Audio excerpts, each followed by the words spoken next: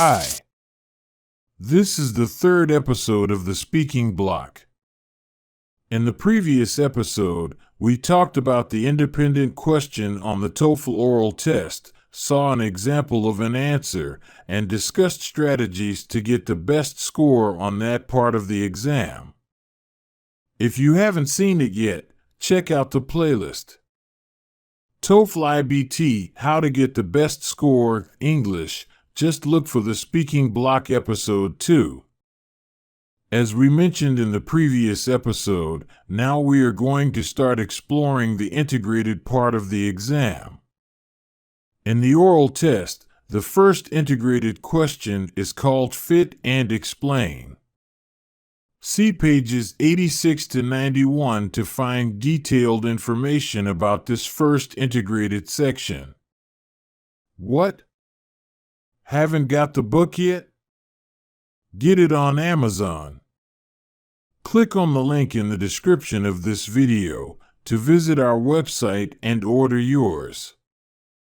Now, let's go. In the integrated part of the TOEFL oral test, we need to read texts and listen to recordings that bring information that we will need to record the answers. So, it's not just speech that's being evaluated. Knowing exactly what we need to do is the key to having the best result in the exam. In the first integrated question, we have to read a text between 80 and 110 words on a subject related to universities. The time given for reading is proportional to the length of the text. After the time for reading, you listen to a recording, around 1 minute long, of a conversation between two people talking about the same subject that you read in the text. After reading the text and listening to the recording, you get the question, and you need the information from the text and the recording to answer it. They give 30 seconds to prepare the answer and 1 minute to record. Let's see an example for us to understand better. Check it out. Big University is planning to introduce parking fees. Read the announcement from the president of Big University about the introduction of parking fees. You will have 45 seconds to read the announcement.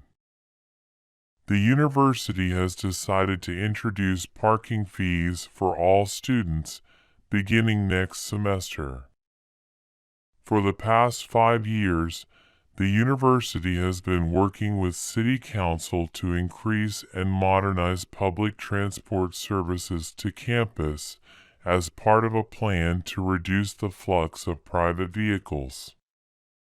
The new fees will encourage students to use these services instead of driving to campus. This measure will help reduce greenhouse gas emission and free space currently used for parking to be used to build much-needed extra facilities to accommodate our increasing number of students. Now listen to two students as they discuss the announcement. Did you know the university wants to start charging us for parking on campus? No, I didn't. Right. What do you think about it? Don't know really. I live on campus. It won't affect me. So what? It won't affect you. I want to know what you think of it on principle. If you think it's right. Ah. What are they doing this for? They say it is to help the environment and free space to build new facilities. Oh. I think it's all right then. How can you be so naive? What do you mean? You just said it was for a good cause. No, I didn't. I said they say this, but I don't believe them. Why not?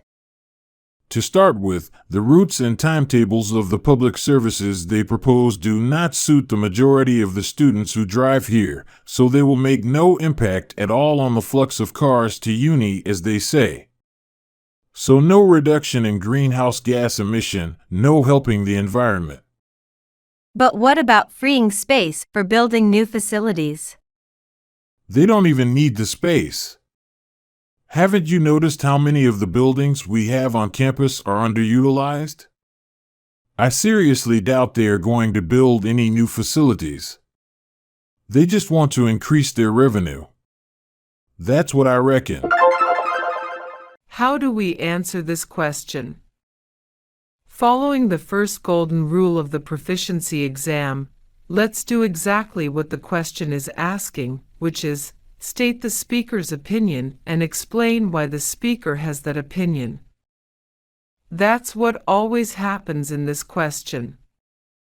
As we already know what kind of information we will need in the answers, opinions, and reasons, we pay attention to these points when we read the text and listen to the recording and make that schematic summary that we saw here in the course. If you haven't seen it yet, there's a link in the description, and the video is also on the playlist. Then we just need to identify the position of the speaker. In this case, the man is against charging for parking. This is usually what happens, the speaker is against. We can see this from the way he talks, and because he says he doesn't believe in the university's motives and thinks that charging fees is just to increase the university's profit. So what are the reasons? In general lines, the university claims it wants to reduce the flow of cars, to reduce pollution, and that it has been working with the city council to improve public transport to the university. The speaker says that the proposed public transport routes and schedules do not meet the needs of most students, so they will continue to use the cars, and it will not have an impact on pollution. The university says it will use parking space to build new buildings to accommodate the increase in student numbers, but the speaker says the current buildings are not well utilized, so they don't actually need to build more. Let's see what an answer would look like. The man is against the university's decision to charge students for parking on campus. He says that the public transport services said to have been improved are not suitable to the majority of the students who drive to the university, so there will be no reduction in the number of cars in that area, which means there will be no benefit to the environment. He also says that the university has plenty of free spaces in the buildings they have on campus and therefore there is no need to build new facilities, since the ones already built are not being used to their capacity. According to the man, the intention of the university is not to reduce the emission of greenhouse gas or improve the campus, it is purely financial. He says they only really want to raise their profit with car park fees. That is why he is against the decision. This was the third episode of the speaking block. We started to explore the integrated part of the oral test. We saw an example of the first integrated question, strategies for responding, and an example response.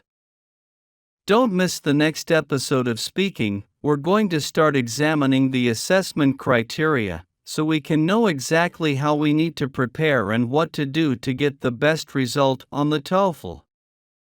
On pages 99 to 117 of the book you will find everything about the evaluation criteria for the oral test. See you later!